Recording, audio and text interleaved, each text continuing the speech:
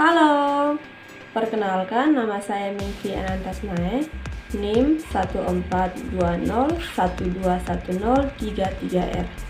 Prodi S1 Keperawatan, kelas KPN 21, mata kuliah Transkultural Keperawatan 2. Dosen mata kuliah Blegur MKes. Kali ini materi yang saya akan bawakan yaitu mengenai konsep diri. Saya dari Sekolah Tinggi Ilmu Kesehatan Nusantara Kupang. Selamat menyaksikan video seterusnya. Materi pertama yang akan saya bahas yaitu mengenai pengertian konsep diri. Pasti dari kita kebanyakan sudah mengetahui apa itu pengertian konsep diri. Tapi kali ini saya akan menjelaskan lebih detail apa itu pengertian konsep diri. Self concept atau konsep diri adalah cara dan sikap seorang individu dalam memandang dirinya sendiri. Pandangan atau perspektif diri meliputi aspek fisik maupun psikis, seperti mengenal karakteristik individu itu sendiri, tingkah laku atau perbuatannya, kemampuan dirinya, dan sebagainya. Tak hanya mencakup kekuatan diri individu itu saja, melainkan kelemahan dan kegagalan yang ada pada dirinya. Yang berikut yaitu komponen konsep diri atau self concept. Secara umum, self concept terdiri atas beberapa komponen berikut penjelasannya. Yang pertama, citra diri atau self image. Citra diri atau gambaran diri ini biasa dikenal sebagai self image adalah perilaku individu secara fisik pada dirinya sendiri, baik disadari maupun tak disadari. 2.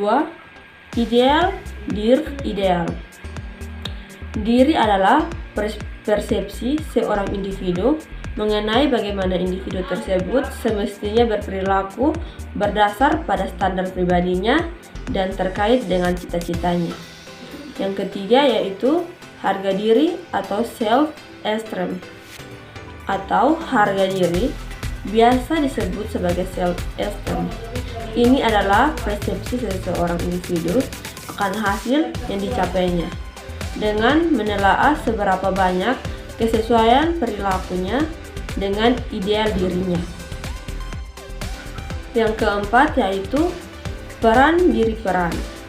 Diri adalah sebagai bentuk sikap atau tingkah laku nilai yang tujuan yang diharapkan oleh suatu kelompok sosial terkait dengan fungsi dan peran individu di dalam masyarakat atau kelompok sosial tersebut. Yang kelima, identitas diri.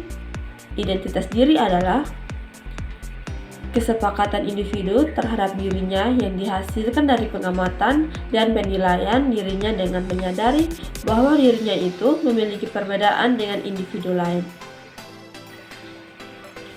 Yang berikut yaitu, selain itu terdapat pula pandangan terkait komponen self concept dari beberapa literatur di antaranya. Literatur yang pertama, komponen kognitif biasanya disebut sebagai komponen citra diri atau self image adalah komponen yang memiliki keterkaitan langsung dengan pikiran dan cara menggunakannya. Yang kedua, self image atau citra diri ini meliputi beberapa aspek seperti aspek percaya diri, daya tarik secara fisik, aspek rasa percaya diri, tujuan hidup, kedudukan dan peran sosial, serta aspek kesukaan dari penilaian individu lain terhadap dirinya. Ada 2 komponen afektif, lebih sering disebut sebagai harga diri atau self-esteem. Komponen self-concept ini adalah komponen kedua yang memiliki keterkaitan erat dengan perasaan. Self-esteem atau harga diri memiliki beberapa aspek, meliputi aspek perasaan, penerimaan diri, penyesuaian dirinya, penghargaan, dan pujian. Yang berikutnya yaitu karakteristik konsep diri atau self-concept. Yang pertama, self-concept positif self. Konteks positif sebagai pandangan seorang individu memiliki konsep positif pada dirinya yang memudahkannya dalam beradaptasi dengan beberapa atau banyak keadaan. Yang kedua, self-contact positif. Self-contact positif sebagai pandangan seseorang individu memiliki konsep positif pada dirinya yang memudahkan dalam beradaptasi dengan beberapa atau banyak keadaan. Berikutnya yaitu faktor-faktor yang mempengaruhi self-concept atau konsep diri. Berikut ini ada beberapa faktor yang mempengaruhi self-concept seorang individu, di antaranya yang pertama, kegagalan sadar atau tak sadar. Kegagalan yang terjadi pada diri individu secara terus-menerus akan memberikan pertanyaan besar pada potensi atau kemampuan dirinya sendiri, sehingga berujung pada potensi atau persepsi bahwa dirinya lemah dan tak dapat diandalkan. Yang kedua yaitu overthinking. Seorang individu yang terlalu atau sering overthinking sangatlah tidak baik. Hal itu karena dapat mengarahkan pikiran buruk terhadap penilaian dirinya sendiri, sehingga terciptalah self-concept yang negatif. Yang ketiga yaitu menghindari self-sabotaging. Behavior individu yang memiliki self-concept positif mampu menghindari self-sabotaging behavior. Self-sabotaging behavior sebagai bentuk pemikiran sikap ataupun tindakan yang menahan dirinya untuk meraih apa yang ia mau, misalnya goals dalam hidupnya. Yang keempat, mampu mempengaruhi fisik dalam menghadapi masalah, mempengaruhi perspektif bagaimana individu itu menggunakan fisiknya dalam menghadapi suatu masalah atau tantangan dalam kehidupannya sehari-hari. Yang kelima, mampu mengukur seberapa jauh dirinya dalam menyelesaikan masalah individu.